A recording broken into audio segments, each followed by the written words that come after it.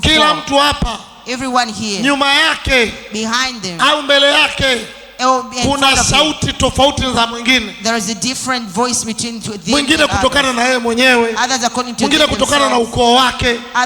Nini kilifanyika huko? Damu zinaongea.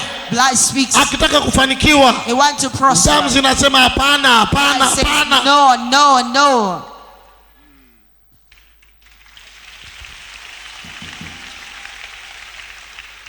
Akitaka kuolewa, if you want to be given, zinasema hapana, hapana, haiwezekani. No, no, no, it's impossible.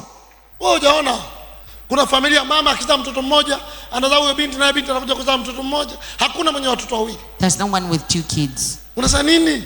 You're saying what? Kuna sauti zinazofanya kazi ulimwengu wa roho. There are voices which are working in the realm of the spirit.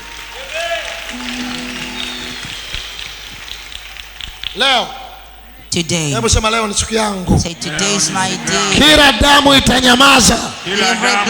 Damu ya Yesu itasimama na mimi na familia. The blood of Jesus will stand.